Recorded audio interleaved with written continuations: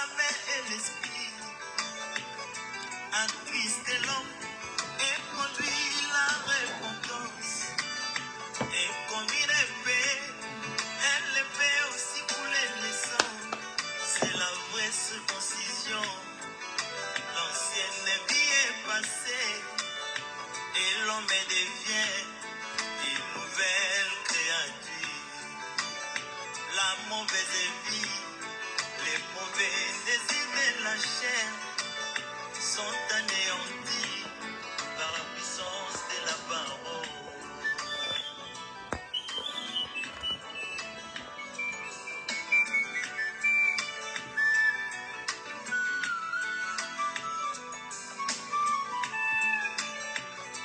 J'ai mis Pierre après les visions du Saint-Esprit.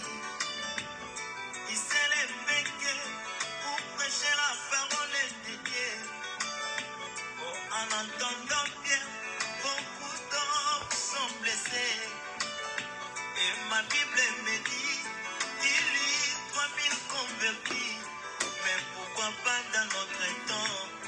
D'un côté, la parole est allégée. Ils l'ont rendu faible pour plaire à leurs fidèles. Bien que de l'autre côté, la parole est bien prêchée, mais l'incrédulité envahit les hommes.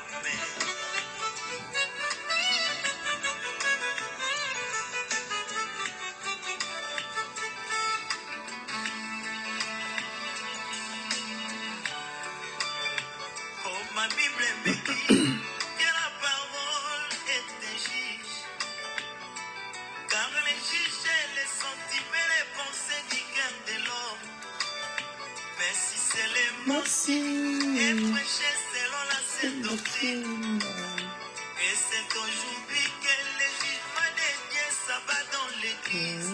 Mais beaucoup de personnes fouillent ces jugements.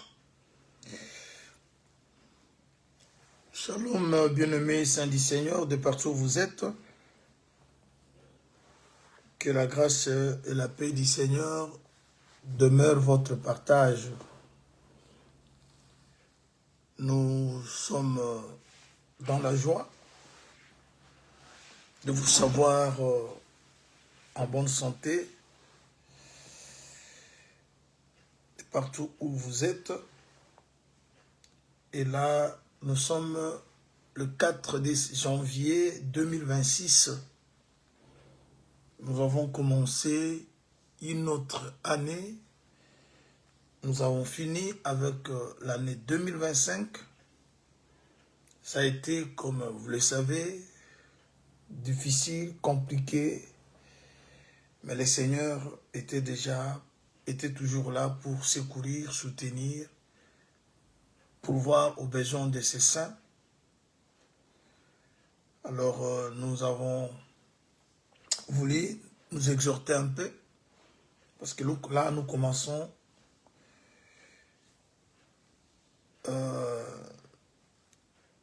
une autre compétition. On commence l'année, des challenges sont déjà nous, il y a beaucoup de challenges, de défis à relever avec le Seigneur, parce que chaque jour, nous ne faisons que relever des défis, car la vie que nous menons sur cette terre, c'est tout un combat. Mais heureusement pour nous, nous ne combattons pas seuls. Il y a le Seigneur qui combat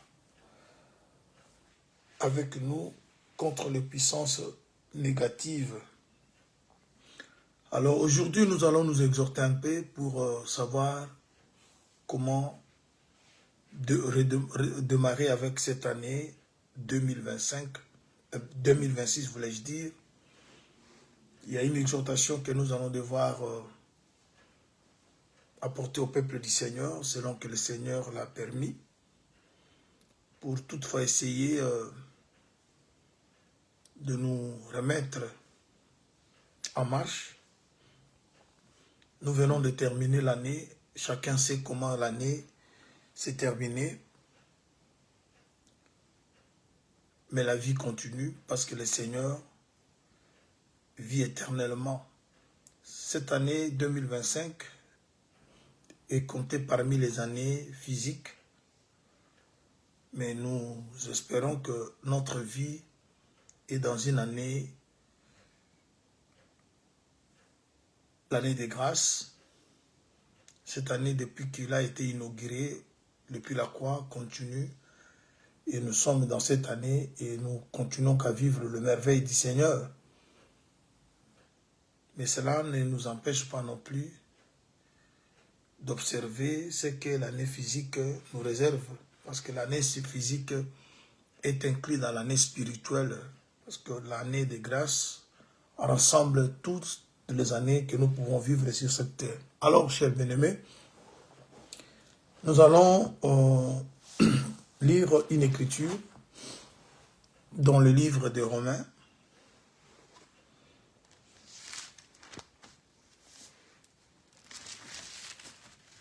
Romains chapitre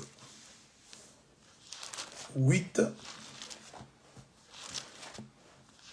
à partir du verset 28. Je suis dans le livre Épître aux Romains,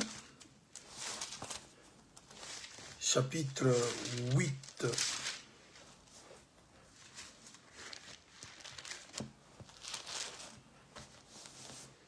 Il y a beaucoup de choses que le Seigneur, dans sa souveraineté, va devoir réaliser au cours de cette année. Il y a des enseignements qu'il va nous apporter. Il y a des lumières qu'il va nous apporter. Il y a de la consolation que le Seigneur va devoir nous accorder tout au long de cette année 2026. Mais le Seigneur veut que nous puissions un peu poser des bases sur lesquelles nous allons devoir construire notre vie tout au long de cette année, de la manière dont nous allons nous conduire, parce que le Seigneur va faire de grandes choses, il va accomplir de grandes promesses, il va faire à ce que le grand projet se réalise, mais nous voulons comprendre une chose. Je suis dans Romains au chapitre 8. Nous voulons aujourd'hui, par la grâce du Seigneur, parler de l'adoration et de la louange. Ça va nous prendre quelques séances pour que nous sachions comprendre la différence entre adoration et louange. On est tous appelés à louer Dieu et on est également appelés à l'adorer. Alors je crois que ce sont des choses importantes que doivent faire les enfants de Dieu. Mais avant de le bien faire, il faut d'abord savoir établir la différence entre adorer et louer. Alors je veux d'abord que nous lisions une écriture dans le livre des Romains, au chapitre 8, à partir du verset 28. Nous savons du reste que toute chose concourt au bien de ceux qui aiment Dieu et de ceux qui sont appelés selon son dessein. Cette écriture est vraiment riche et ça révèle quelque chose de très particulier que beaucoup des enfants de Dieu ne prêtent pas attention lorsqu'ils lisent cette écriture. Le Seigneur veut que nous puissions, à travers cette écriture, comprendre encore une autre dimension. Voilà pourquoi je vous dis, dans notre exhortation, nous allons devoir parler de l'adoration ainsi que de la louange et également établir la différence qui existe entre les deux. comment et quand on adore et comment et quand on loue. Alors, dans cette écriture, le prophète Paul, lorsqu'il écrit aux Romains, il parle de toutes choses qui concourent au bien de ceux qui aiment Dieu, de ceux qui sont appelés selon son dessein. Dans cette écriture, il nous fait savoir que tout ce que Dieu fait est bon.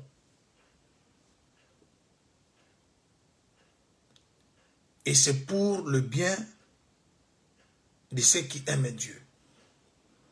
Déjà ici, on ne parle pas de ceux que Dieu aime, mais de ceux qui aiment Dieu.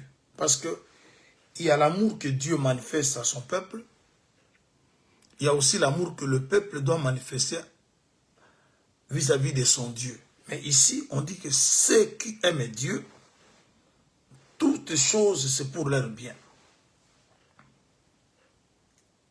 Même si la chose paraît bizarre, même si la chose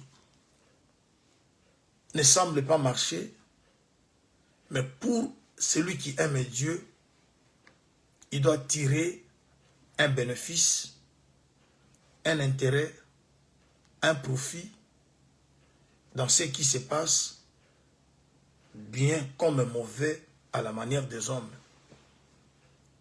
Et c'est autour de ça que nous allons devoir nous exhorter un peu, parce que l'année 2025 vient de terminer, il y a cela 4 jours, nous sommes aujourd'hui le 4. Il s'est passé tellement de choses durant cette année. Chacun est témoin de ce qu'il a vécu dans son mariage, dans son foyer, dans sa famille, dans ses affaires. Alors nous sommes dans cette écriture que toute chose concourt au bien de ceux qui aiment Dieu. Alors, je vais vous faire voir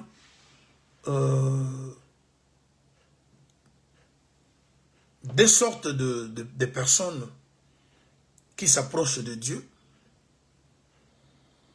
Il y a ceux qui s'approchent pour louer Dieu, qui est aussi une chose recommandée.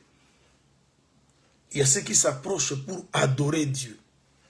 Je crois que dans la démarche, vous allez comprendre la différence entre ceux qui louent et ceux qui adorent. Mais sans oublier, Dieu n'a jamais cherché de loueurs, mais il a plutôt cherché les adorateurs. Et c'est ainsi que vous allez comprendre que un adorateur, il est au-dessus d'un loueur, de quelqu'un qui loue. Ou également l'adoration est au-dessus de la louange. Louer, c'est bien. Ça fait bien à notre Seigneur. Mais l'adorer, c'est mieux. Alors, avant que j'entre dans la profondeur de ce que Dieu veut que nous puissions partager avec vous, je marcherai dans les Écritures d'abord. D'abord, nous sommes dans cette écriture de Romains, où l'apôtre Paul, étant l'apôtre des nations, celui qui avait reçu un mandat du Seigneur pour les nations, pour l'Église en général, parce qu'il n'a pas seulement prêché les nations, il a aussi prêché les Juifs, parce que sa mission était bien déterminée lorsque vous lisez Actes chapitre 9, lorsque l'autre ici, Ananias, questionnait le Seigneur par rapport à cet homme de Paul. Permettez que je vous trouve le verset. Je suis dans Actes chapitre 9.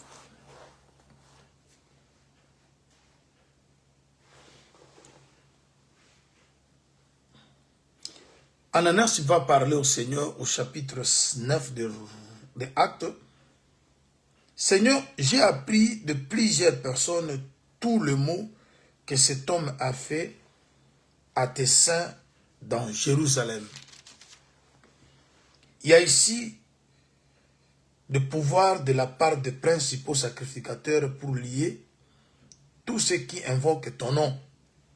Mais le Seigneur lui dit, va, car cet homme est un instrument que j'ai choisi pour porter mon nom devant les nations, devant le roi et devant le fils d'Israël. Et je lui montrerai tout ce qu'il doit souffrir pour mon nom. Vous voyez déjà ici, le Seigneur est en train de dessiner ce qui sera la mission de l'apôtre Paul. Avant même qu'il se lance, avant même qu'il soit en pleine mission, avant même qu'il commence son travail, lorsque les gens doutaient de lui, lorsque les gens remettaient en cause sa conversion, lorsque les gens ne croyaient pas en lui parce qu'ils ont l'image qu'il avait affichée, son mauvaise image, parce qu'il était persécuteur de l'église, il tuait, il participait au massacre. Mais subitement, on le voit du côté de ceux qui confessent le nom du Seigneur. Alors, on voulait un peu remettre en cause cette conversion, mais il y a maintenant le témoignage de Dieu. Voilà pourquoi j'ai toujours dit aux gens, c'est bien que les gens témoignent sur toi, mais c'est mieux que Dieu puisse te témoigner. Parce que Dieu, lorsqu'il témoigne, il convainc. Dieu peut parler à n'importe qui pour démontrer que tu es son serviteur ou tu ne l'es pas. Et les gens peuvent s'organiser. Les gens peuvent tout faire pour faire croire aux gens ce qu'ils sont. Mais si vous ne l'êtes pas, et que Dieu veut démontrer que vous n'êtes pas ce que vous prétendez être, il y a plusieurs méthodes, il y a plusieurs façons d'apporter la lumière aux gens pour que les gens sachent que vous n'êtes pas ce que vous prétendez être.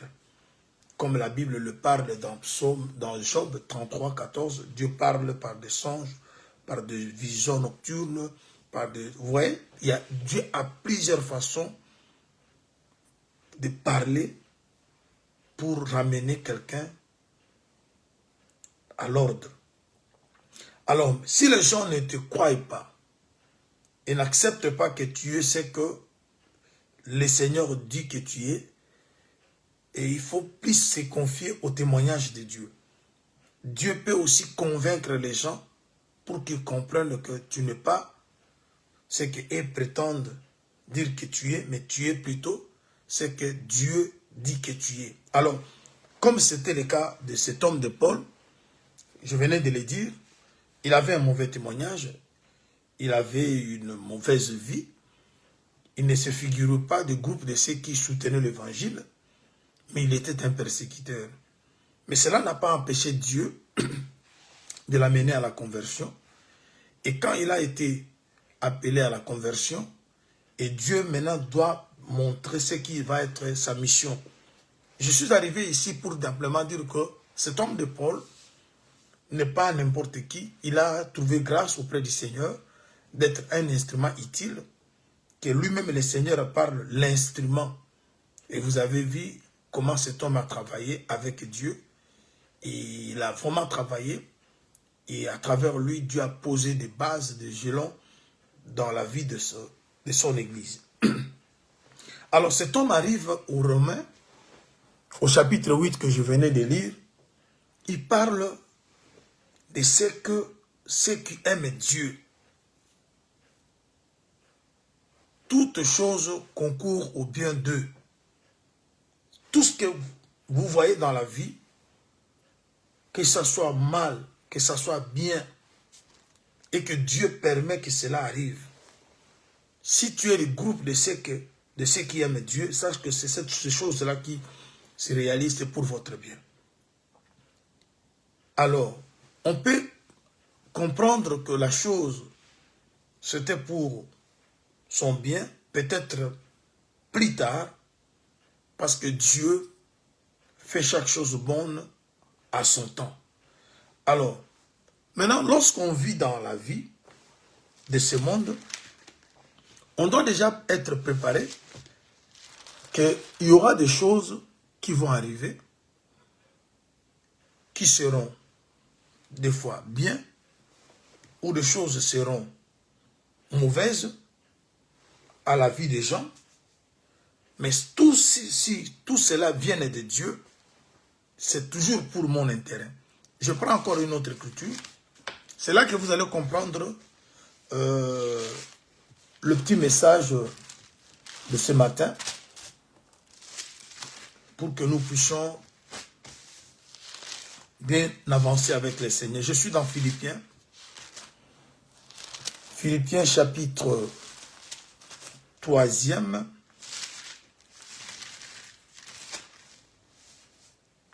Philippiens 3e.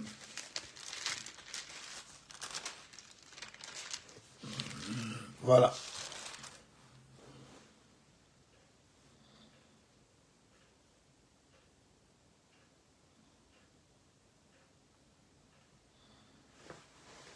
Un instant.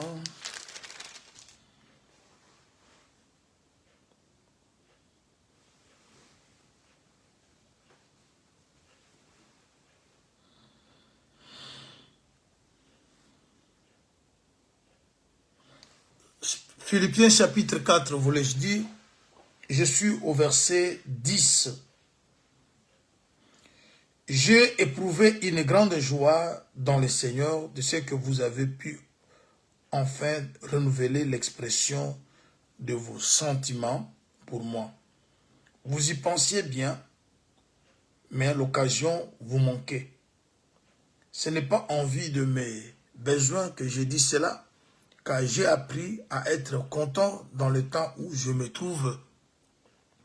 Je sais vivre dans l'humiliation et je sais vivre dans l'abondance. Et en tout et partout, j'ai appris à être rassasié et à avoir faim et à être dans l'abondance et à être dans la discerne. Et je puis tout par celui qui me fortifie. Voilà. Encore une autre critique. C'est toujours le frère Paul. Il parle de deux sortes de vie, de deux sortes de situations qui peuvent arriver dans la vie de quelqu'un. Dans cette vie, nous marchons avec le haut et le bas. Nous marchons avec le bien et le mal. Que Dieu peut permettre que cela arrive dans nos vies. Alors, un enfant de Dieu, celui qui est né de nouveau, il doit déjà apprendre. Parce que l'apôtre Paul dit que j'ai appris à être content dans le temps où je me retrouve. C'est-à-dire, il peut arriver que dans ma vie, les choses semblent bien marcher ou les choses ne semblent pas bien marcher. Mais la joie ne doit pas quitter ma vie. Parce qu'il est écrit, soyez toujours joyeux dans le Seigneur. Oh, la joie, c'est lié à l'esprit. Vous ne pouvez pas être joyeux si vous n'avez pas l'esprit. Parce que c'est l'esprit qui communique la joie. Même si les choses ne tournent pas. Même si la vie ne va pas. Même si les réponses ne viennent pas. Même si ça tarde. Mais on doit apprendre. Parce qu'ici, l'apôtre Paul parle du verbe apprendre. C'est-à-dire, il a été élevé, il a appris. C'est-à-dire, dans cette vie chrétienne, nous devons apprendre, être contents dans le temps où nous nous retrouvons. Voilà pourquoi il est écrit, contentez-vous de ce que vous avez. C'est-à-dire, quand on vous demande de vous contenter de ce que vous avez, c'est-à-dire, ça peut être négatif, ça peut être positif, mais la joie doit être là. C'est là où vous allez comprendre lorsqu'on va descendre pour expliquer la différence entre louer et adorer. Mais d'abord, je veux que vous saisissiez que toutes choses peuvent arriver dans la vie de ceux qui aiment Dieu. Mais toutes ces choses-là, c'est pour leur bien. C'est-à-dire, dans les choses qui arrivent, les échecs peuvent aussi arriver. Vous faites une affaire et ça échoue. Cela ne veut pas dire que Dieu ne vous aime pas. Comme l'année 2025 venait de terminer, il y a il y a ceux qui n'ont pas vu leurs activités prospérer. Il y a ceux qui ont espéré avoir des enfants. Il y a ceux qui avaient espéré être mariés. Il y a ceux qui avaient espéré acheter des maisons. Il y a ceux qui avaient espéré voyager. Et l'année 2025 vient de terminer. Il n'y a pas eu voyage. Il n'y a pas eu mariage. Il n'y a pas eu travail. Il n'y a pas eu des enfants. Et ce sont... Tout ça, ça se retrouve dans cette écriture. Toutes choses concourent au bien de ceux qui aiment Dieu. Ici, on ne parle pas de ceux que Dieu aime, mais ceux qui aiment Dieu. Quand vous aimez Dieu, vous devez apprendre, vous devez vous préparer que toutes choses peuvent arriver. Mais ça peut être bien comme mal, mais c'est toujours pour ton bien. Voilà pourquoi lorsqu'on comprend que ce qui vient d'arriver, c'est pour mon bien, la joie ne pourra jamais quitter le cœur. Alors, c'est là où maintenant, on arrive maintenant à dissocier la louange d'avec l'adoration. Parce que l'adoration, d'abord la louange c'est quoi? La louange, c'est le remerciement. C'est-à-dire, la louange vient toujours après avoir vu la main de Dieu. C'est-à-dire, on loue Dieu lorsque Dieu a fait quelque chose. Vous étiez malade, vous êtes guéri, vous louez Dieu. C'est aussi la reconnaissance. C'est aussi le remerciement. Vous voyez? Vous avez eu un problème, Dieu a résolu. On loue Dieu, on remercie le Seigneur. Mais l'adoration, c'est différent. Elle est différente de la louange. L'adoration, vous ne louez pas Dieu, mais vous dites ce qu'est Dieu. Même dans votre misère, même dans votre échec, Dieu reste Dieu.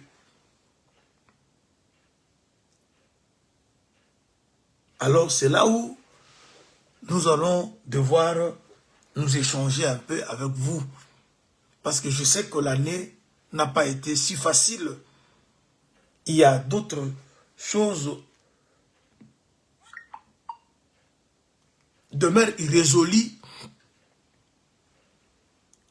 On entre dans cette année 2026 avec le même problème. On est toujours locataire, on est toujours chômeur, on est toujours célibataire, on n'a pas toujours des enfants. Le voyage n'est pas toujours là. La demande du visa, pas toujours de bonnes suites. Et le même problème que tu as eu dans l'année passée, tu commences cette année avec ce même problème. Alors là maintenant, s'il faut simplement louer Dieu, c'est-à-dire vous n'aurez pas à louer Dieu parce que la main de Dieu ne s'est pas manifestée. Maintenant, si on est un adorateur, parce que l'adoration va au-delà de la louange. Je vais prendre une écriture. Je suis dans Psaume 73.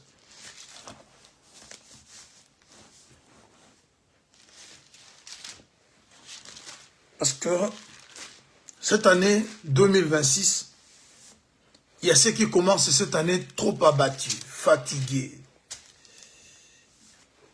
déboussolés. Ils n'ont plus d'énergie. Il y a ceux qui, même ce dimanche, ils n'ont même pas la pensée d'aller à l'église. Parce qu'ils étaient trop sûrs que la vie, ils n'allaient pas terminer l'année comme ils ont terminé. Il y a même ceux qui n'ont même pas mangé. Ils n'ont pas eu à manger. Ils n'ont pas eu même quelque chose à mettre sous la dent. Ils ont eu des dettes. Ils ont fini l'année avec des dettes. Ils n'ont même pas su acheter du jus pour leurs enfants. Il y a ceux qui ont fini l'année avec de menaces et de divorces.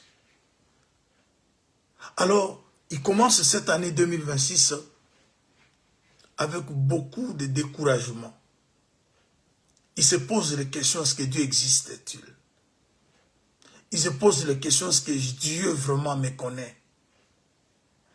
Tout ce que je fais toute l'année, les sacrifices que je fais, pour quel résultat?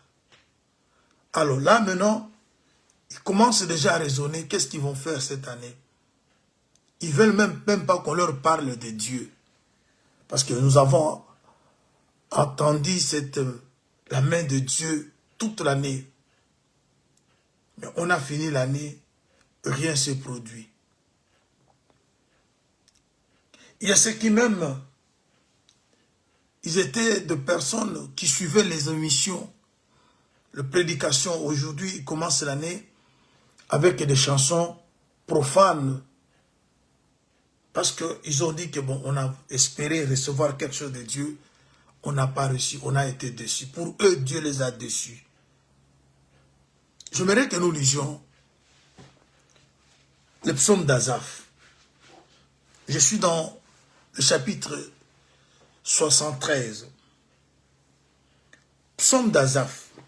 Oui, Dieu est bon pour Israël, pour ceux qui ont le cœur pur. Toutefois, mon pied allait fléchir, mes pas étaient sur le point de glisser, car je portais envie aux méchants, aux insensés, en voyant le bonheur de méchants. Rien ne les tourmentait, ne leur tourmente jusqu'à leur mort. Et leur corps est chargé d'un bon point. Ils n'ont aucune part aux souffrances humaines. Ils ne se sont point frappés, ils ne sont point frappés comme le reste des hommes.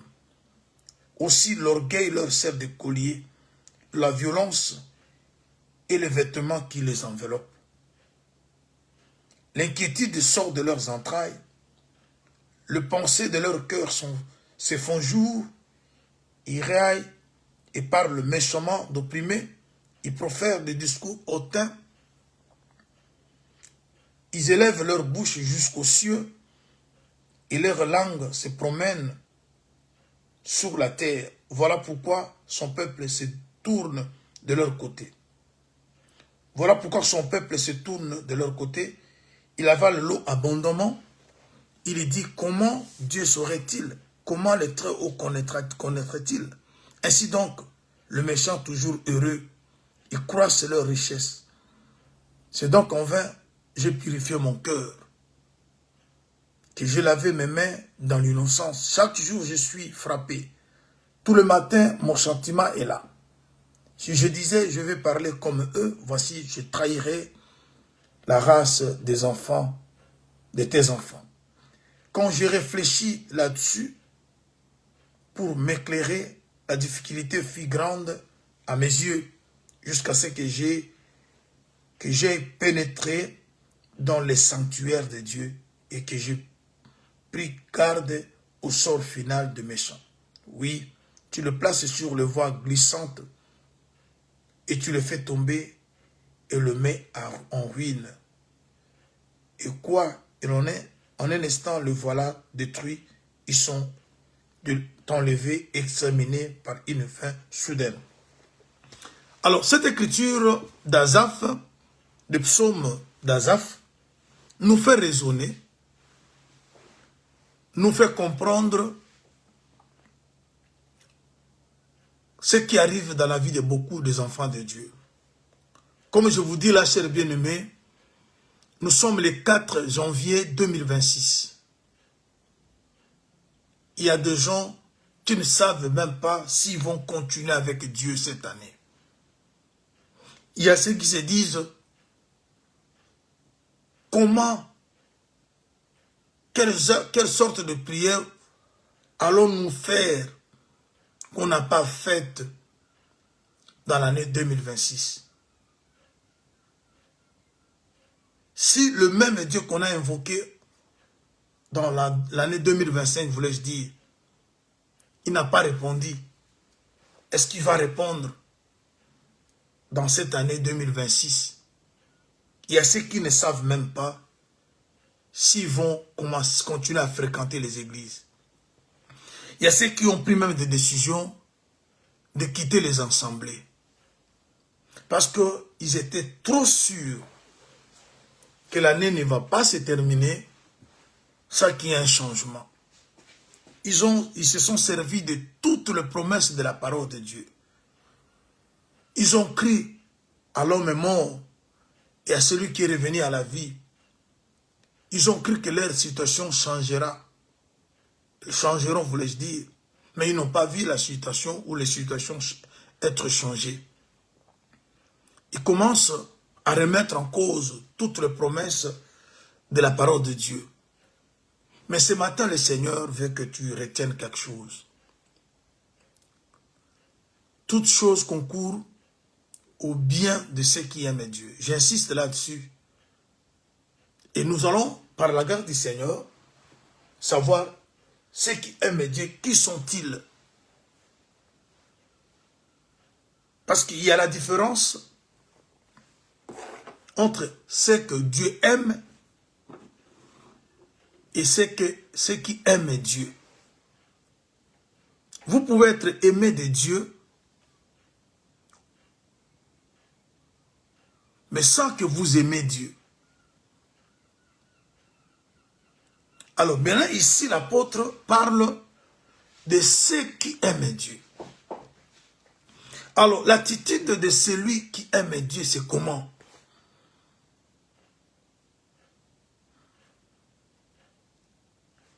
C'est comme dans un mariage, quand vous aimez votre femme ou vous aimez votre mari, même si il vous renvoie, vous ne partez pas parce que vous l'aimez. Mais le jour où l'amour ne plus, qu'il ose te dire, je ne veux plus de toi, et tu pars. Alors, maintenant on parle de ceux qui aiment Dieu. Alors nous voulons d'abord savoir, avant que j'entre dans l'explication de l'adoration comme de la louange, je veux d'abord qu'on comprenne quelle est l'attitude d'une personne qui aime Dieu. Quand on aime Dieu, on doit avoir quelle attitude? Comment pourrons-nous reconnaître que cet homme aime Dieu? Parce que c'est pour cela que l'apôtre est en train de parler. Que toutes choses concourent au bien de ceux qui aiment Dieu. Et lorsque nous sommes partis dans Philippiens chapitre 4, nous avons vu un de ceux qui aiment Dieu, comme Paul. Il nous parle qu'il a appris. Ceux qui aiment Dieu, ils doivent apprendre. Et qu'est-ce qu'ils vont apprendre? D'être joyeux, d'être content en tout temps. Même si les choses marchent ou les choses ne marchent pas, celui qui aime Dieu doit apprendre à être content. Alors, je prends une écriture. Je suis dans 1 Jean, chapitre 4. 1 Jean 4. 1 Jean, chapitre 4. Nous sommes au verset 19. 1 Jean 4, 19. L'apôtre Jean nous dit ceci.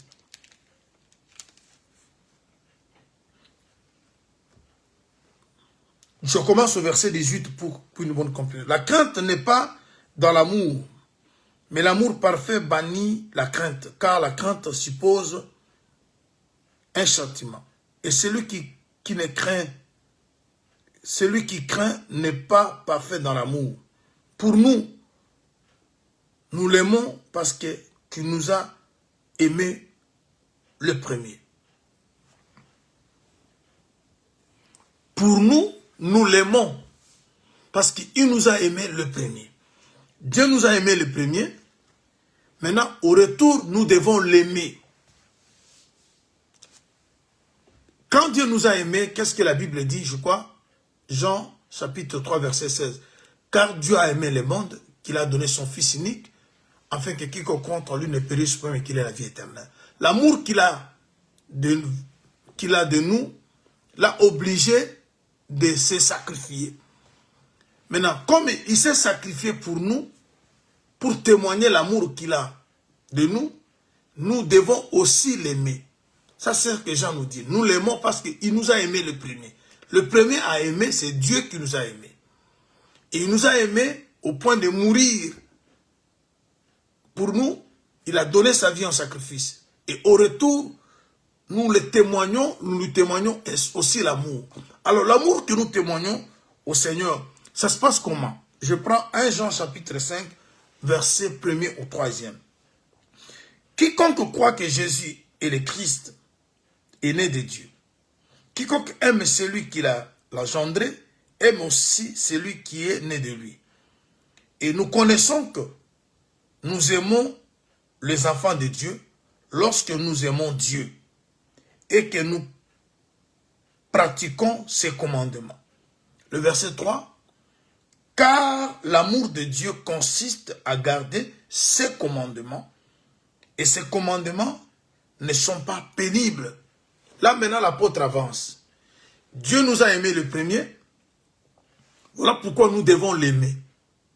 Maintenant, nous qui disons que nous aimons Dieu, aimer Dieu consiste à garder ses commandements. Lorsque l'apôtre Paul dit que toutes choses concourent au bien de ceux qui aiment Dieu, ceux qui aiment Dieu ne sont que des personnes qui gardent ses commandements. Je peux avancer. Je retourne dans Jean chapitre 14, au verset 23e.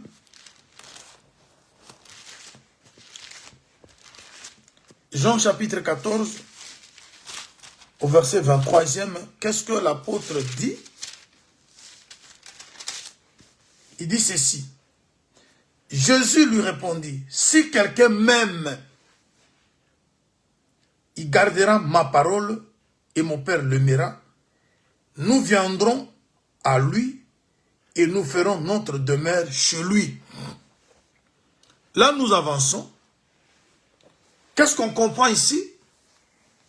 On comprend que il y a d'abord Dieu qui nous a aimés. Comme le frère Jean l'a expliqué, il nous a aimés le premier. Et voilà pourquoi nous aussi, nous l'aimons. Alors, l'amour que Dieu a vis-à-vis de nous, c'est expliqué comment? C'est Jean 3, 16. Il donna sa vie pour nous.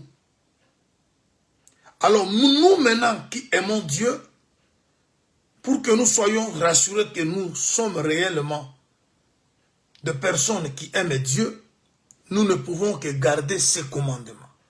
Lorsqu'on garde les commandements de Dieu ou sa parole, cela maintenant explique qu'on aime Dieu.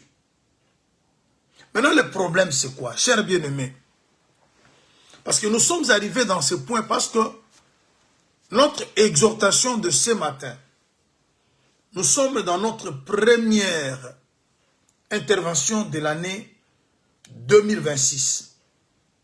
Le Seigneur Dieu veut que nous puissions partager avec vous, son peuple, vous, ses enfants, vous, ses bien-aimés, vous, ses princes et princesses, cette exhortation. Je sais que l'année 2025 vient de terminer et nous l'avons fini avec des problèmes, avec des difficultés. Et ces problèmes comme difficultés créent déjà dans beaucoup des enfants de Dieu de découragement. Il y a ceux qui étaient trop sûrs que le démarche qu'ils étaient en train d'effectuer, soit pour le voyage, soit pour l'achat de la maison, soit pour tout le voyage qu'on sort,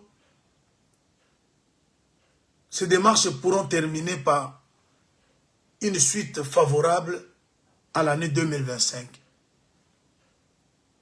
Heureusement, J'ai dit heureusement pour ne pas dire malheureusement parce que pour nous, c'est toujours heureusement. Parce que toute chose concourt au bien de ceux qui aiment Dieu. Que ça soit mal et que ça soit bien, nous allons tirer toujours un profit, nous allons tirer toujours un intérêt, nous allons tirer toujours un avantage dans tout ce qui nous arrive. Parce que nous aimons Dieu. Voilà pourquoi j'ai dit heureusement. Ça sonnait mal, mais heureusement, on a fini l'année sans qu'on ait l'argent qu'on espérait avoir, sans qu'on puisse avoir le mariage qu'on avait espéré, sans qu'on puisse acheter.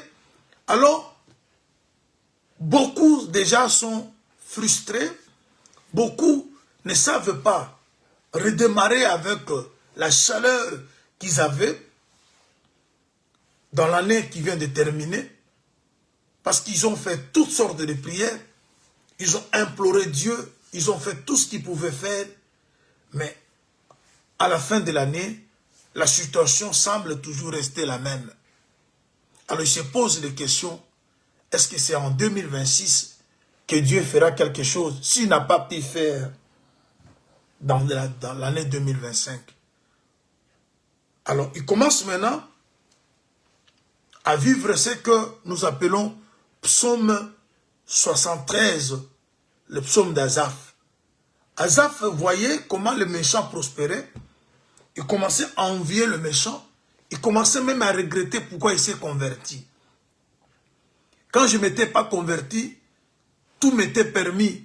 Et je faisais tout ce que je pouvais faire. Mais avec la loi de la parole, je commence à vivre dans un cercle. Je ne me permets pas de tout faire. Et maintenant, je meurs de faim. Maintenant, mes enfants, il y a ceux qui ont fini cette année, pas même une bouteille de jus dans la maison. Il y a ceux qui n'ont même pas eu de quoi manger. Il y a ceux qui ont fini l'année avec des dettes. Alors, tout ça, bien aimé, commence à pousser les gens à réfléchir qu'il ne faut pas continuer toujours à espérer à ces dieux. Voilà pourquoi le Seigneur veut que nous revenions avec une exhortation, afin que chacun de nous reprenne le courage pour continuer avec son Dieu encore dans cette année. Et voilà pourquoi nous voulons parler de la louange et de l'adoration. L'apôtre Paul a dit qu'il a appris à vivre dans l'abondance comme dans la 17. Il faut apprendre. On apprend dans une école. Ça, c'est l'école de Dieu où nous devons apprendre. Il a appris à être joyeux. Même si les choses marchent ou les choses ne marchent pas. Alors, c'est cette école-là de Frère Paul que nous sommes venus nous inscrire. Nous sommes dans cette même école où nous devons apprendre à être contents dans tout ce qui nous arrive. Là, je suis dans Philippiens chapitre 4. Lorsque vous lisez à partir du verset 10 jusqu'au verset 13, vous allez trouver ce qu'ils sont en train de dire. Et c'est là maintenant que vous allez maintenant vous plonger à établir la différence entre la louange et l'adoration. La louange, c'est quoi? La louange, c'est lorsque Dieu a fait quelque chose et vous revenez maintenant lui rendre grâce, vous le célébrez, vous le louez à cause d'un bienfait. Ça, c'est très bien. Il y a beaucoup qui ont loué Dieu. Je vous donne une écriture. Je suis dans Exode, au chapitre 15. Je lis le premier, du 1er au 5e verset. Là, je parle de la louange. Ceux qui ont acheté des maisons cette année, l'année 2025, ils louent Dieu. Dieu m'a assisté, il a béni mon travail. J'ai réussi à emprunter l'argent au niveau de la banque, j'ai acheté la maison, j'ai fait le voyage que j'avais souhaité, j'ai construit ma maison. On lui dit, on remercie Dieu. C'est la reconnaissance. Vous êtes reconnaissant, vous avez manifesté de la gratitude. C'est très bien. Je disais Philippiens chapitre 4 à partir du verset 10 au verset 13. Maintenant, la louange, c'est lorsque Dieu a fait quelque chose. Et vous revenez, vous le louez, vous le remerciez. C'est bien. C'est ce qui se passe ici, à la sortie des enfants d'Israël de l'Égypte. Ils traversent la mer Rouge. Lorsqu'ils arrivent à l'autre côté, ils se mettent à louer Dieu.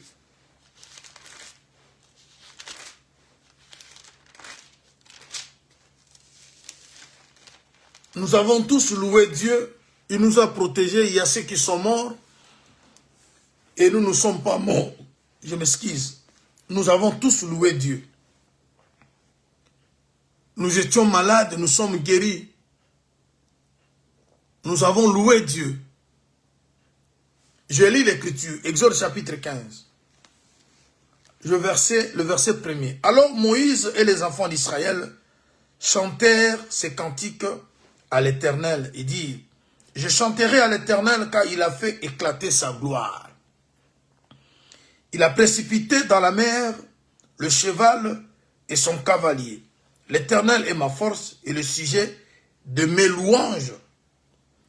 C'est lui qui m'a sauvé. Il est mon Dieu, je le célébrerai. Il est le Dieu de mon Père, je l'exalterai. L'Éternel est un vaillant guerrier. L'Éternel est son nom. Il ascend dans la mer le char de Pharaon et son armée. Ses combattants d'élite ont été engloutis dans la mer Rouge. Le flot, vous voyez, ça c'est la louange. Parce que Dieu a fait quelque chose. Alors, nous avons tous loué Dieu par rapport à la vie.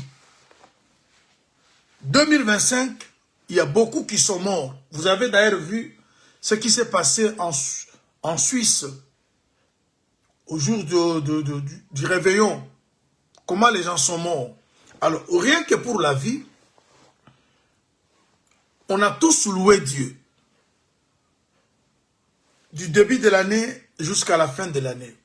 On était tombé malade, nous sommes guéris. Parce que lorsque Israël chante ici, ils étaient dans la louange.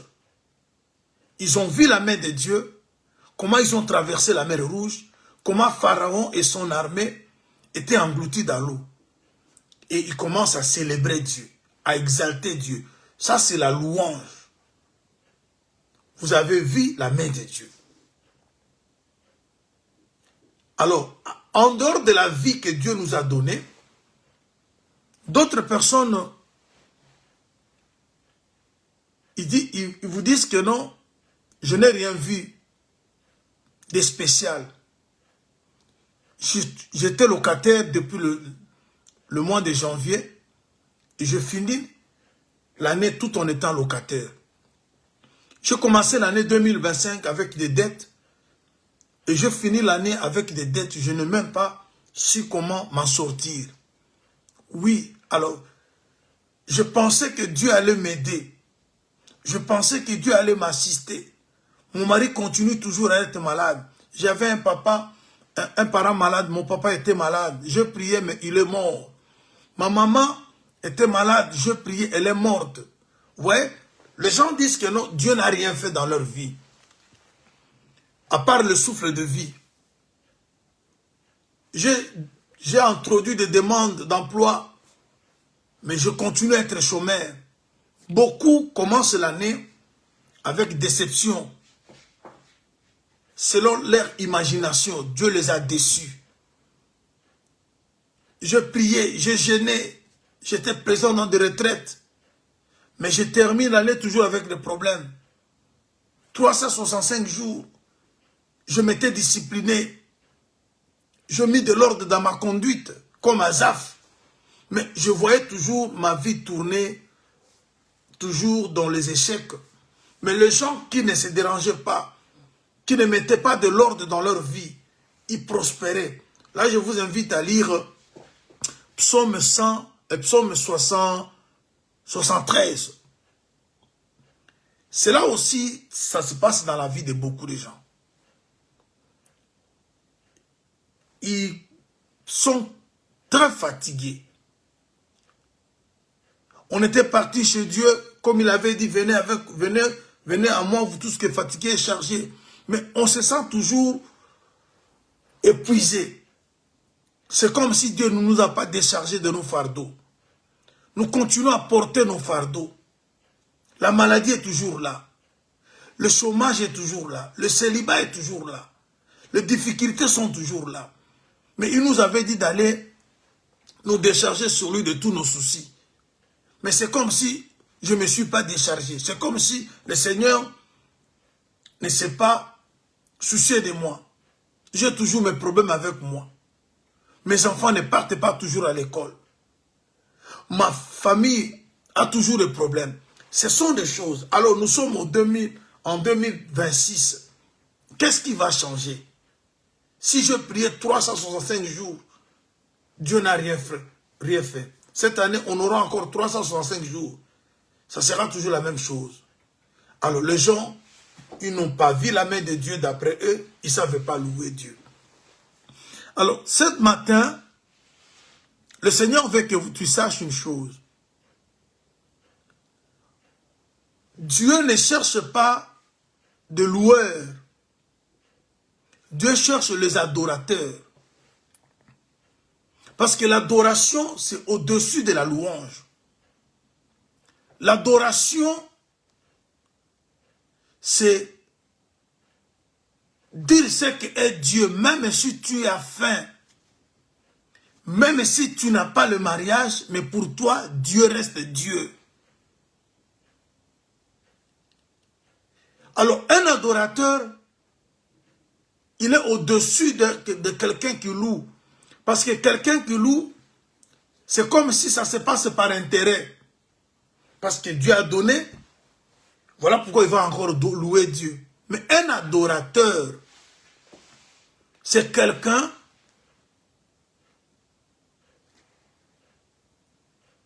qui croit en Dieu même si les choses ne tournent pas. Pour lui, la fin, comme l'apôtre dit, qui me séparera de l'amour de Dieu? Vous voyez? Ça, c'est le caractère des adorateurs. Les loueurs sont des personnes qui attendent voir une action de Dieu pour revenir. Mais un adorateur, c'est celui, lui n'a pas besoin que Dieu fasse quelque chose ou pas pour reconnaître que celui-là est Dieu. Je vous amène quelque part.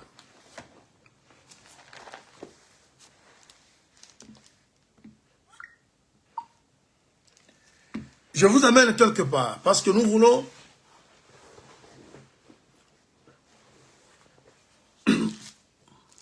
je suis dans Matthieu.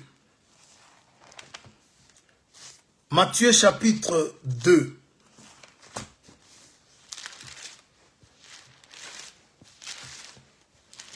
Matthieu 2.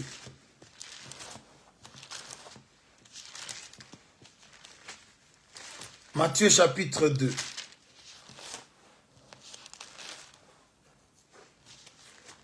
Je commence au verset 1er. Jésus étant né à Bethléem, en Judée, au temps du roi Hérode, voici les mages d'Orient arrivèrent à Jérusalem et dirent, où est le roi des Juifs qui vient de naître? Car nous avons vu son étoile en Orient et nous sommes venus pour l'adorer. Le roi Hérode ayant appris cela, fut troublé et tout Jérusalem avec lui. Il ensemblant tous les principaux sacrificateurs et les scribes du peuple et s'informant auprès d'eux du lieu où le Christ devait naître. Ils lui dirent à Bethléem en Judée, car voici ce qui a été écrit par le prophète.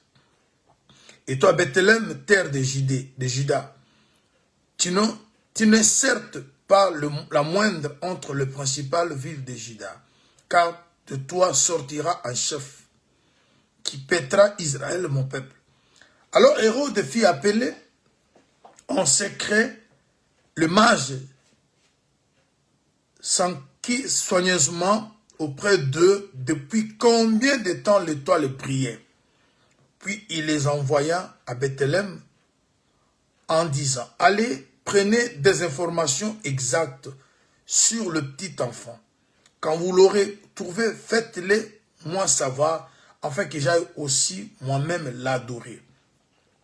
Après avoir entendu le roi, ils partirent, et voici l'étoile qu'ils avaient vue en Orient aller devant eux jusqu'au moment où arriva au-dessus du lieu où était le petit enfant. Elle s'arrêta. Quand ils aperçurent l'étoile, ils furent saisis d'une très grande joie. Ils entrèrent dans la maison, virent le petit enfant avec sa mère, avec Marie, sa mère, se prosternèrent et l'adorèrent. Ils ouvrirent ensuite leur trésor et lui offrirent en présent de l'or, de l'encens et de la myrrhe.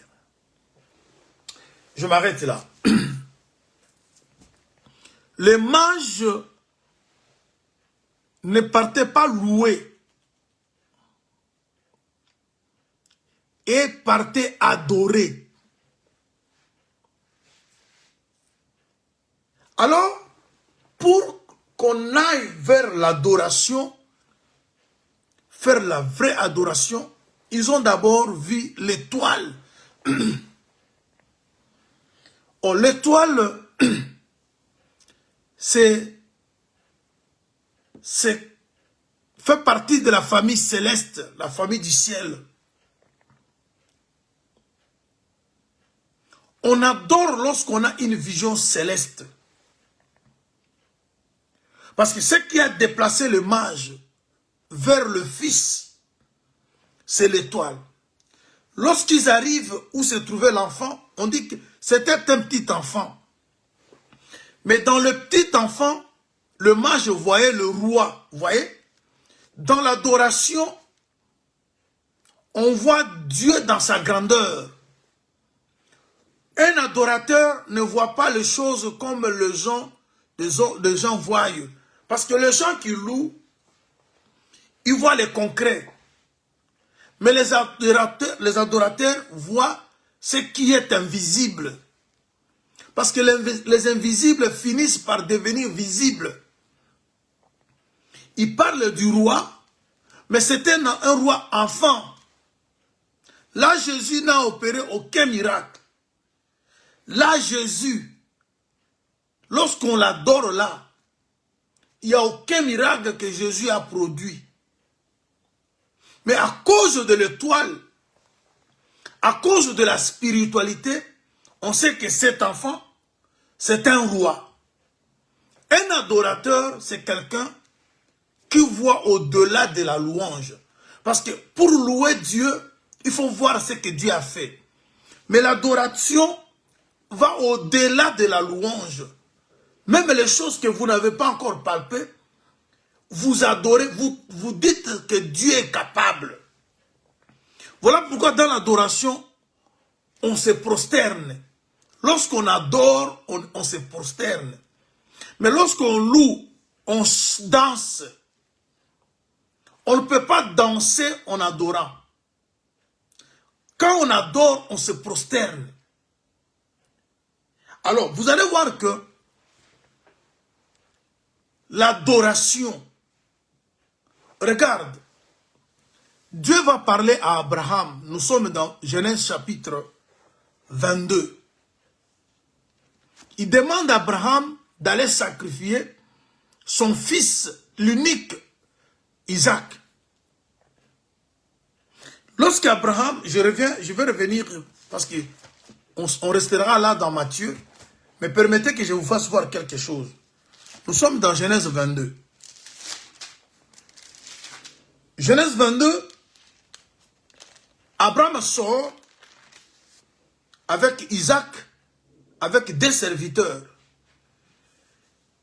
Et il se dirige vers Morija, là où le Seigneur l'avait indiqué, lui avait indiqué, pour qu'il aille sacrifier son fils.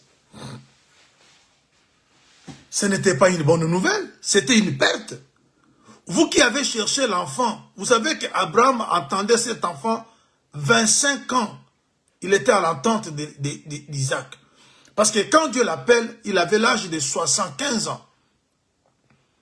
Lorsqu'Abraham quitte Mésopotamie, dans Genèse 12, et Dieu lui fait une promesse, et c'est après 25 ans, oui, à partir du premier verset,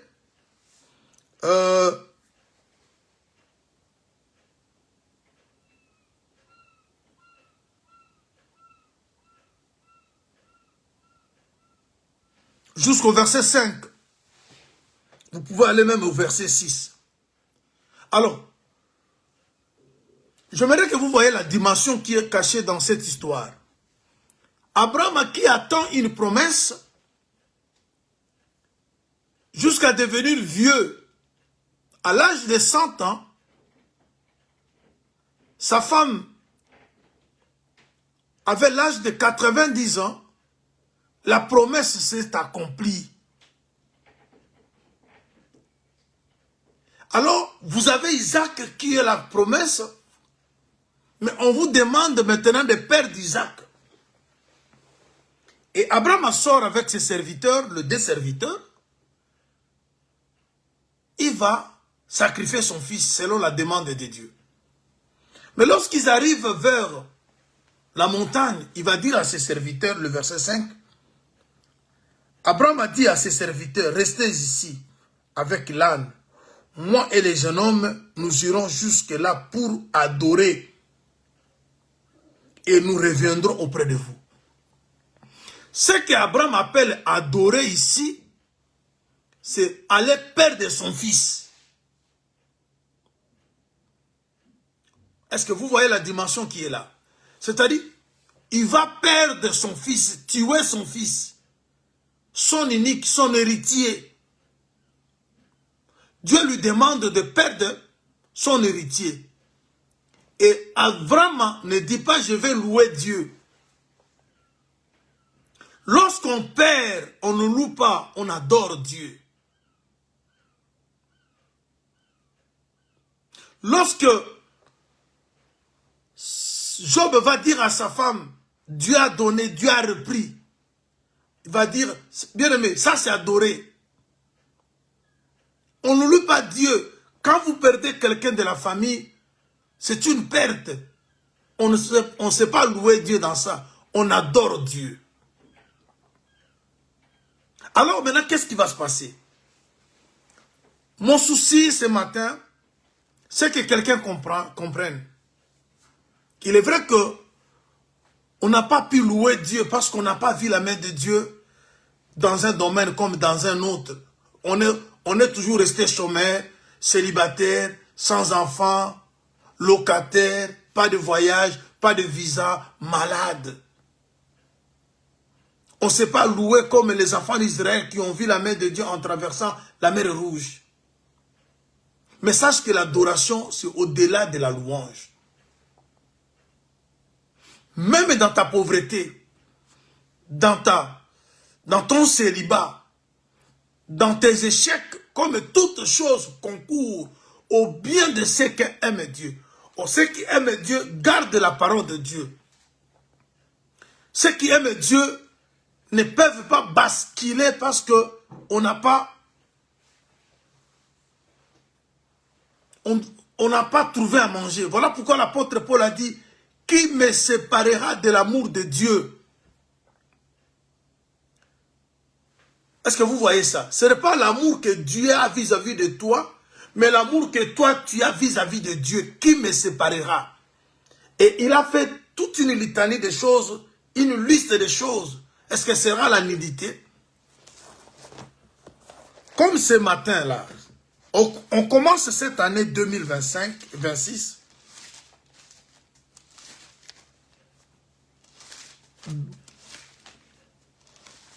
Beaucoup n'ont rien.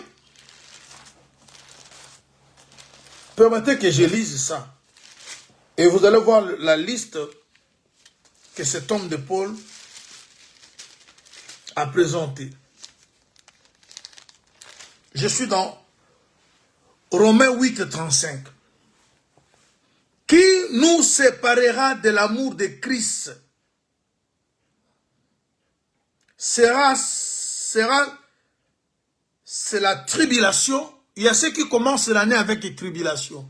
Est-ce que c'est une raison, parce que tu vis la tribulation, que tu te sépares de Dieu, de l'amour de Christ? Parce que les choses arrivent pour ceux qui aiment Dieu.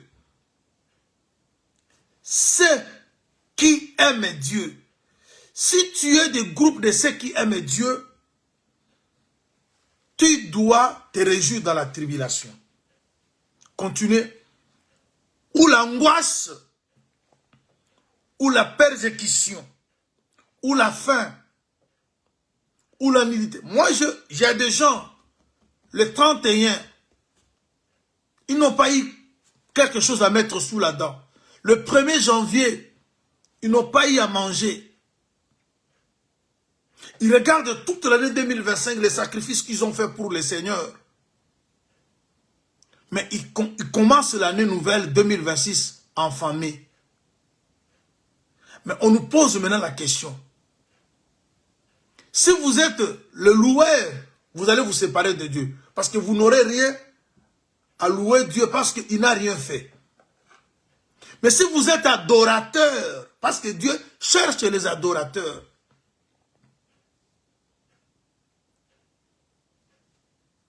Les adorateurs sont ceux-là qui ne voient pas Dieu que du côté donner à manger, donner maison, donner l'argent, donner mariage. Ils voient Dieu au-delà de ça. Pour eux, Dieu est au-delà de donner à manger, donner victoire sur les sorciers. Ils voient Dieu au-delà de ça. Ils ne limitent pas Dieu qu'à donner des réponses du genre manger, voyager, marier, avoir des enfants. L'apôtre Paul fait toute une liste de choses. Est-ce que c'est la nudité, le péril ou l'épée, selon qu'il est écrit? C'est à cause de toi qu'on nous met à mort tous les jours et que nous regarde comme des brebis destinées à la boucherie. Mais dans toutes ces choses, j'aime le verset, nous sommes plus que vainqueurs par celui qui nous a aimés. C'est-à-dire, un adorateur, sa vision va au-delà de la louange. Parce qu'un loueur, celui qui loue, il voit le présent. J'étais malade, Dieu m'a guéri. Mais un adorateur, c'est quelqu'un qui est malade, mais il voit que la guérison sera là. Parce que nous sommes plus que vainqueurs. C'est-à-dire, d'après le frère Paul, la nudité va être là, l'épée va être là, la mort va être là. On doit manquer, mais la victoire viendra sur ces choses. Parce qu'il dit, nous sommes plus que vainqueurs par celui qui nous a aimés. C'est-à-dire, tu peux passer un moment où la faim ne te lâche pas. Le chômage devient ton ami. La sécheresse s'installe dans ta maison, dans tes activités. Mais un adorateur voit qu'après ça, il viendra un moment de visitation. Alors, ce qu'il vit là dans le présent ne le sépare pas avec Dieu. Toi qui te poses déjà tant de questions par rapport à l'année qui va commencer, parce que tu commences l'année avec le même problème de l'année 2025, et tu te poses des questions, mais pourquoi prier si la situation ne change pas? Là, tu es qu'un loueur. Mais Dieu ne cherche pas des gens qui vont le louer, Dieu cherche les adorateurs. Voilà pourquoi on va continuer ainsi, parce que c'est moi, on sera dans cette exhortation sur l'adoration. Alors maintenant, je veux que vous voyez avant qu'on se quitte. Les mages arrivent.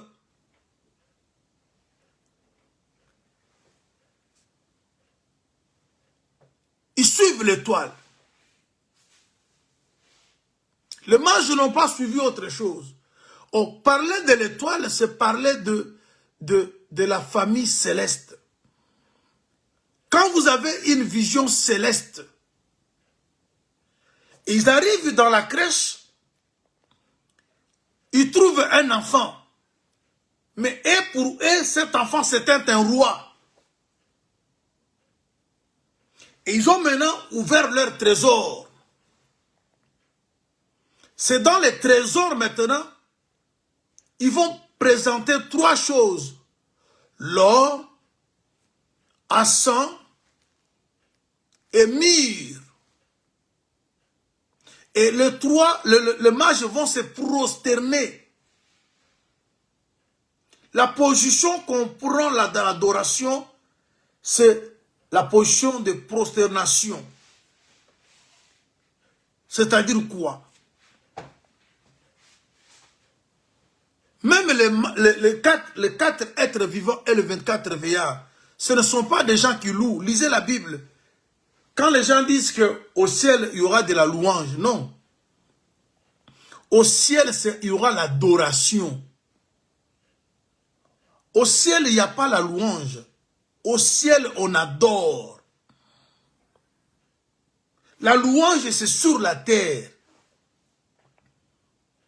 Parce que Dieu combat ici, il nous délivre ici, on loue Dieu ici. Mais au ciel, ça sera l'adoration.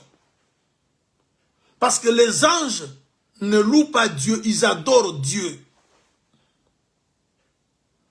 Et maintenant, quand vous avez maintenant cette vie-là, j'aimerais que je vais vous donner quelques écritures. Je prends par exemple Apocalypse chapitre 11. Commençons d'abord Apocalypse chapitre 5. Apocalypse 5, 14.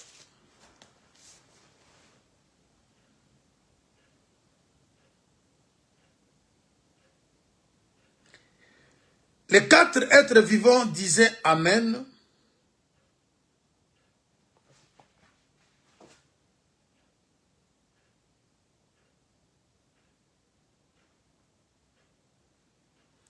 Et les vieillards se prosternèrent et adorèrent. Ça d'abord le premier témoin, ou le témoignage. Je prends encore Apocalypse, chapitre 11, le verset 16.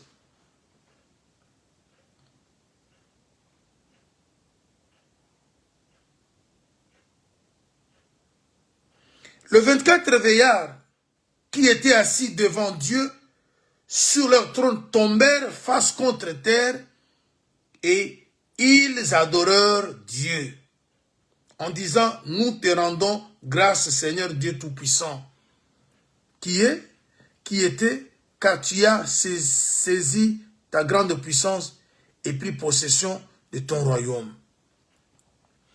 Vous voyez que au ciel, on a l'adoration. J'ajoute encore une autre écriture, psaume Apocalypse 19. Apocalypse 19, verset 4.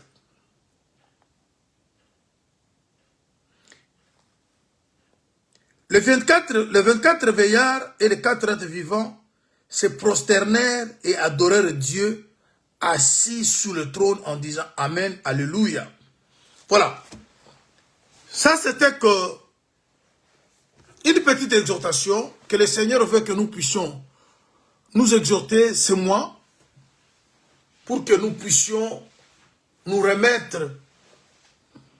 Il y a des questions, quand les gens ont fait des bilans de leur vie, de l'année qui vient de s'achever, il y a ceux qui se disent, bon, pourquoi suis-je parti à l'église toute l'année? Pourquoi je me suis séparé de ceci, je me suis séparé de cela? Pour quelle fin? Pour quel gain? Ma vie reste la même. Mes enfants sont toujours malades.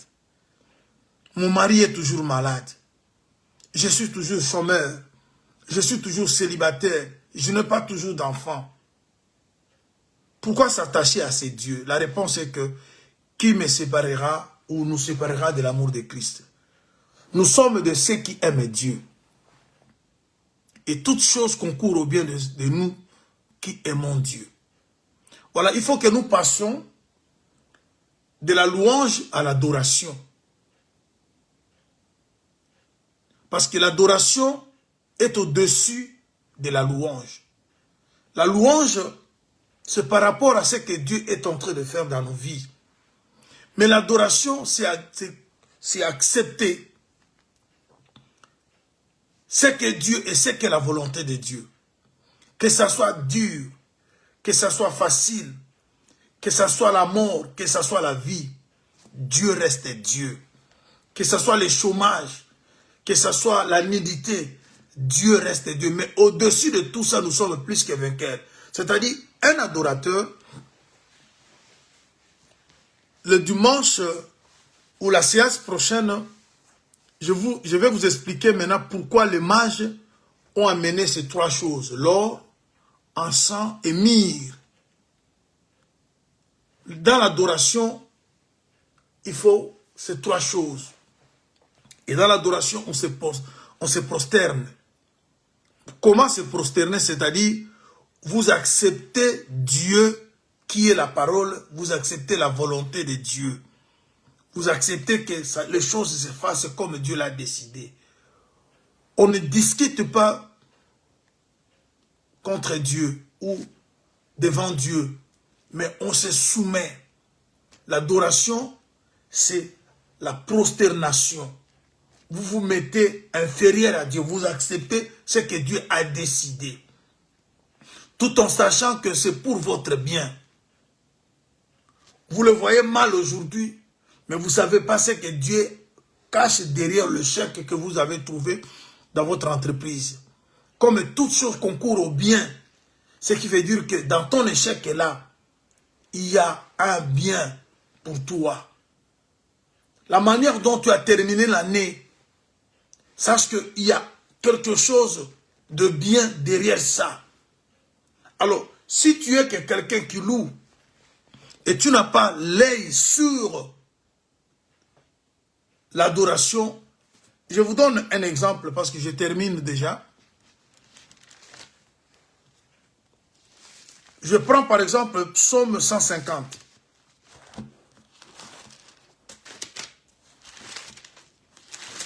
Psaume 150.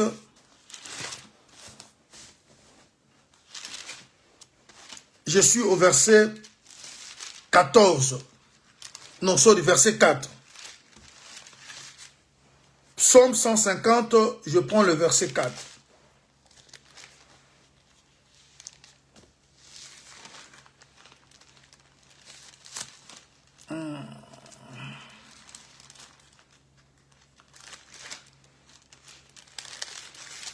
Psaume 150, le verset 4. Je peux commencer au premier. Louez l'Éternel, louez Dieu dans son sanctuaire, louez-le dans l'étendue où éclate sa puissance. Louez-le pour ses hauts faits. Louez-le selon l'immensité de sa grandeur. Louez-le au son de la trompette.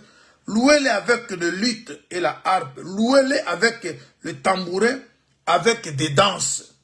Louez-le avec les instruments à cordes et le chalumeau. C'est-à-dire, dans la louange, on peut danser. Mais dans l'adoration, on ne danse pas, on se prosterne. L'adoration, elle est différente de la louange. Ça, c'est un de témoins. Si vous voulez, je vous ajoute encore un autre. Psaume 149, le verset 3. Je commence au verset 1er. Louez l'Éternel, chantez à l'Éternel un cantique nouveau. Chantez ses louanges dans l'assemblée des fidèles. Qu'Israël se réjouisse en celui qui l'a créé. Que les fils de Sion soient dans l'allégresse à cause de leur roi. qui le loue son nom avec des danses, qui le célèbre avec les tambourins et la harpe. Vous voyez? La louange, c'est remercier. C'est aussi les actions de grâce. Vous remerciez le Seigneur pour un bienfait, c'est au fait. C'est pas mauvais, c'est être reconnaissant. Se manifester de la gratitude. Parce qu'il y a des gens qui sont aussi, qui ne sont pas reconnaissants de tout ce que Dieu fait dans leur vie. Mais nous allons au-delà de cela. Même si les choses ne marchent pas, même si la vie semble être compliquée, Dieu mérite d'être adoré. Il reste Dieu. On se prosterne, on l'élève, on dit ce qu'il est. On a une vision, on voit dans ce Dieu-là. Parce que les mages ont vu dans ces petits enfants un grand roi. Quand Dieu s'est fait faible par rapport à ta situation,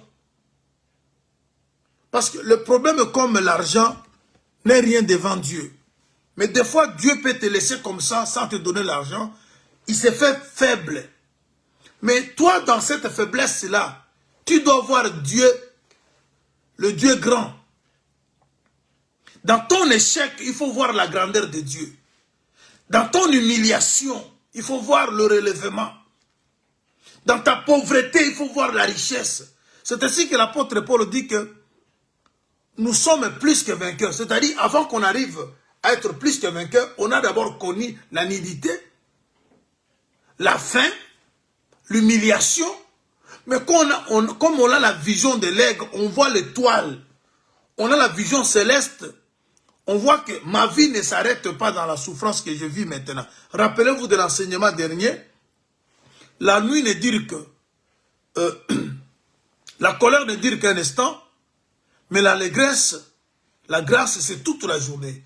C'est pendant la nuit qu'il y a la colère. Mais le matin, l'allégresse commence. C'est-à-dire, dans ce que tu vis, il ne faut pas limiter Dieu dans ça. Il faut voir que, oui, cette année, je l'ai terminé comme ça, avec des problèmes. Mais il faut toujours voir que ta vie ne finira pas sur cette terre, toujours dans la souffrance. C'est ça maintenant qui va te pousser à adorer Dieu. Parce que dans la louange, il faut voir ce que Dieu a fait. Mais quand tu es toujours chômeur, on t'a licencié, tu as perdu le boulot, tu ne sauras pas louer Dieu, mais il faut adorer maintenant Dieu. Voilà pourquoi Abraham, il partait perdre son fils, mais dans l'échec, on adore Dieu. Dans la perte, on adore Dieu. Dans la nullité, on adore Dieu. Et parce que Dieu cherche les adorateurs. Je pense que prochainement, on parlera de ça. Il ne cherche pas, il cherche les vrais adorateurs qui doivent l'adorer en esprit et en vérité. Je vais vous expliquer adorer en esprit et en vérité. Et je vais également vous expliquer pourquoi les mages ont ouvert leur trésor. Et dans leur trésor, ils ont fait sortir l'or. Dans leur trésor, ils ont fait sortir myrrhe ainsi que l'encens. Ils ont vu que cet enfant, c'était un roi. Parce qu'avec l'encens, on voit déjà le sacrifice. Avec la myrrhe, on voit déjà l'œuvre de la croix. Ils voyaient déjà que cet enfant est venu pour nous sauver. Bien qu'à la naissance de Jésus, il n'a pas sauvé le monde. Mais les mages, en donnant ces présents-là, ça expliquait ce que cet enfant pouvait faire. Parce que la myrrhe parle du parfum, qui parle de l'embaumement. Jésus a dit que mon corps est embaumé. C'est-à-dire, ils annonçaient déjà que cet homme de Jésus, cet enfant mourrait. Or, le salut, la délivrance et la victoire est cachée dans la mort de Jésus. Et lorsqu'ils ont adoré, ils ont vu ce qui allait se passer au futur. Un adorateur, il voit les choses qui vont arriver après la vie présente. Un adorateur ne se limite pas à voir que les échecs du présent. Un adorateur voit ce que Dieu est capable de faire, même 5 ans, 10 ans, 20 ans, 100 ans après lui. Abraham a dit que nous partons adorer et nous allons revenir. Dans l'adoration, il y a le retour. Dans l'adoration, il y a le rétablissement. Dans l'adoration, il y a la résurrection. Abraham a vu que mon fils sera tué, mais Dieu va le ressusciter. Parce qu'il a dit à ses serviteurs, nous allons retourner, moi et mon enfant, nous retournerons. Et lorsqu'on adore Dieu, on le met dans la position où il est capable de tout faire. Lorsqu'on adore Dieu, on voit que ce qui est impossible aux hommes est possible à Dieu. Voilà, chers bien-aimés, j'aimerais qu'on commence cette année fort. J'aimerais qu'on commence cette année pas dans le désespoir. J'aimerais que nous ne soyons pas des gens qui louent avec des danses, mais que nous soyons des gens qui se prosternent pour adorer Dieu, reconnaître ce que Dieu et ce que Dieu est capable de faire. Nous sommes les 4. Le Seigneur a voulu que tu écoutes cette parole. Toi qui te disais déjà, bon, 2025, j'étais trop sûr, trop même. Mais regarde, je suis toujours locataire. Je suis toujours chômeur, célibataire. Je n'ai pas toujours d'argent. La maison, je n'ai pas acheté. Le voyage, je ne l'effectue pas. Tu vois comme si Dieu n'est pas avec toi. Le Seigneur est avec toi. Il cherche maintenant les adorateurs. Sois un adorateur. Que tes yeux soient fixés vers l'étoile. Aie la vision céleste. Et cette vision céleste va te conduire là où se trouvent des petits enfants. Et cet petit enfant-là, c'est lui maintenant la solution à tes problèmes.